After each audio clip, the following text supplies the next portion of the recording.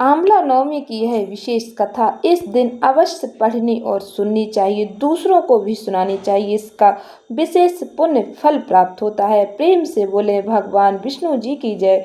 एक राजा था, उसका प्रण था वह रोज 1.25 आंवले दान करके ही खाना खाता था। इससे उसका नाम आमल्या राजा पड़ गया। एक दिन उसके बेटे बहू ने सोचा कि राजा इतने सारे आंवले रोजाना दान करते हैं, इस प्रकार तो एक दिन सारा खजाना खाली हो जाएगा। इसलिए बेटे ने राजा से कहा कि उसे इस तरह दान करना बंद कर देना चाहिए। बेटे की बात सुनकर राजा को बहुत दुख हुआ और राजा रानी महल छोड़कर बियाबान जंगल में जाकर बैठ गए।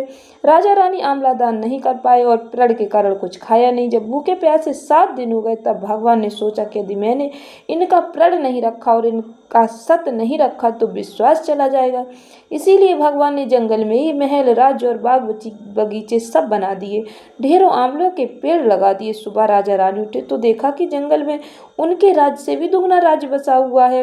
राजा रानी से कहने लगे, रानी देव कहते हैं सत मत छोड़ें, सूरमा सत छोड़िया पत जाए, सत की छोड़ी लक्ष्मी फिर मिलेगी आए।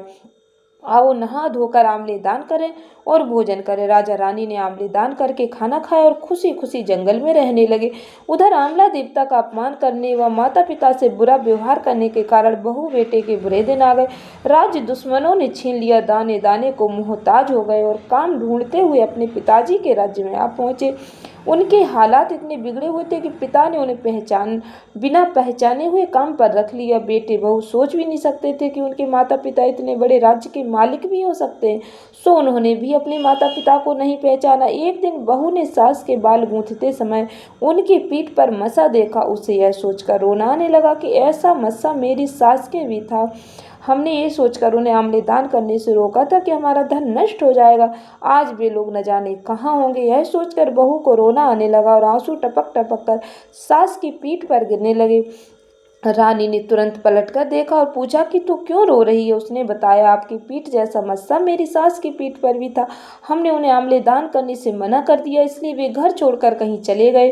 तब रानी ने उन्हें पहचान लिया और सारा हाल पूछा और अपना हाल बताया।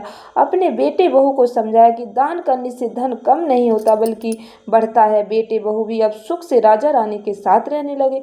हे भगवान, जैसा राजा रानी का सत रखा वैसा सबका सत रखना, कहते सुनते सारे परिवार का सुख करना। बोलो भगवान विष्णु जी की जय, लक्ष्मी नारायण भगवान ठाकुर जी की जय।